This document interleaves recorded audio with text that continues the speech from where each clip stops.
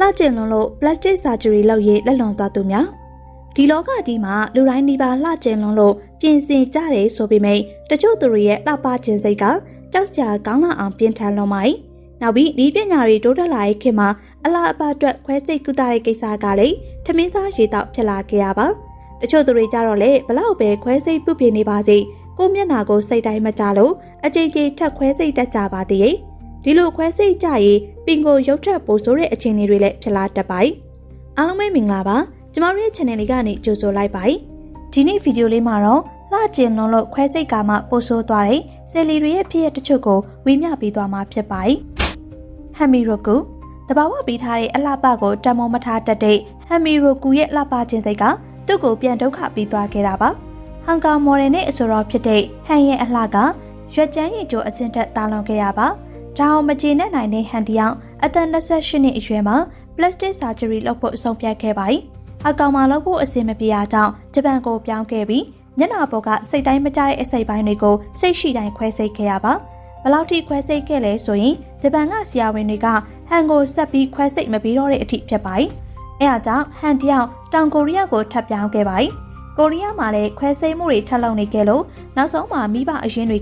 ဟန်ကိုမမှတ်မိနိုင်တော့တဲ့အထိဖြစ်ခဲ့ရပါဒီချိန်မှာတော့ဟန်တယောက်ခွဲစိတ်မှုတွေရဲ့ဘေးထွက်ဆိုးကျိုးတွေကိုလည်းစပြီးခန်းစားနေခဲ့ရပါပြီဒါတော့မှမျက်နှာပြုပြင်တဲ့ကိစ္စတွေကိုဟန်ကလက်မလျှော့သေးပါဘူး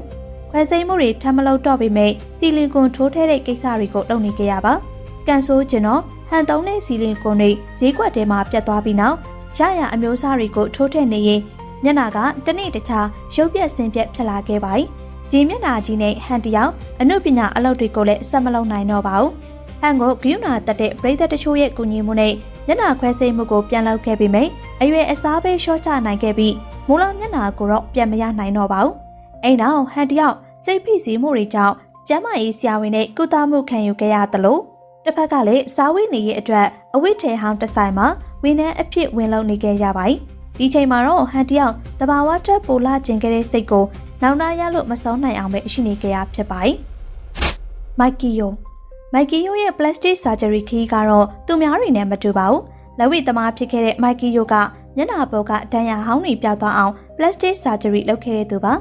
အရင်တုန်းကတရုတ်ဆောင်လုပ်ခဲ့ပြီး1990ခုနှစ်ကြာမှလက်ဝိနယ်ပယ်တဲ့ကိုခြေချခဲ့တဲ့မိုက်ကီယိုတယောက်တာထွက်ကောင်းခဲ့ပါတယ်စနပွဲစတိုက်အနိုင်ရပြီးနောက်ပိုင်းမိုက်ကီယိုတယောက်အောင်မြင်မှုတွေယူလာနိုင်ပေမယ့်မျက်နှာပေါ်မှာတော့တန်ရာတန်ချက်တွေကျန်ခဲ့ပါတယ်တချို့လက်ဝိသမားတွေကဒီလိုတန်ရာတန်ချက်တွေကိုအမတ်တရအနေနဲ့မျက်နှာပေါ်မှာပဲထားမှာဖြစ်ပေမယ့်ရုပ်သံတွေမှာမကြာခဏတက်ရောက်ရတဲ့မိုက်ကီယိုကဒီတန်ရာတွေကိုခွဲစိတ်ချင်နေပါတယ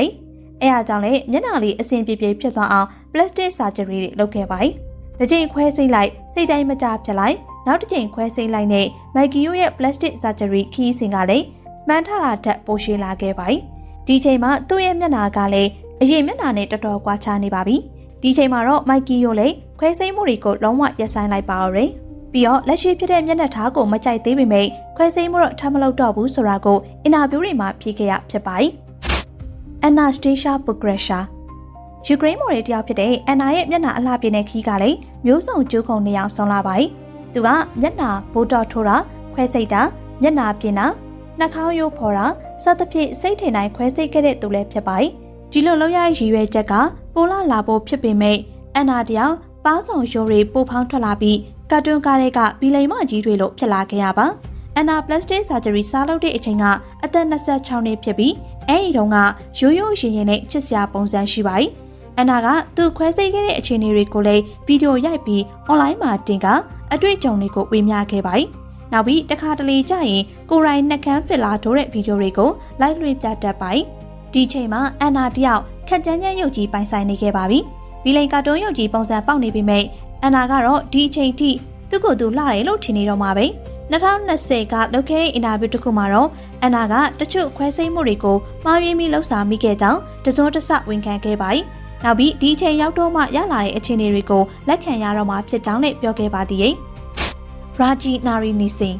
်ရာဂျီကတော့အမေရိကန်စာရေးဆရာအဆိုတော်တဦးဖြစ်ပြီး LGBT အခွင့်အရေးလှုပ်ရှားသူတယောက်အနေနဲ့လည်းလူသိကြပါတယ်ရုပ်သံရှိုးတွေထဲမှာလည်းအမြဲပါတတ်တဲ့သူဖြစ်ပြီးကိုပိုင်ရုပ်သံရှိုးတစ်ခုလည်းထုတ်လွှင့်ခဲ့ပါတယ်ရာဂျီရဲ့ရုပ်သံရှိုးထဲမှာမျက်နှာခွဲစိတ်ကုသသူတွေရဲ့အတိမ်းဆောင်တွေကိုဆွေးနွေးပြောဆိုကြပါတယ်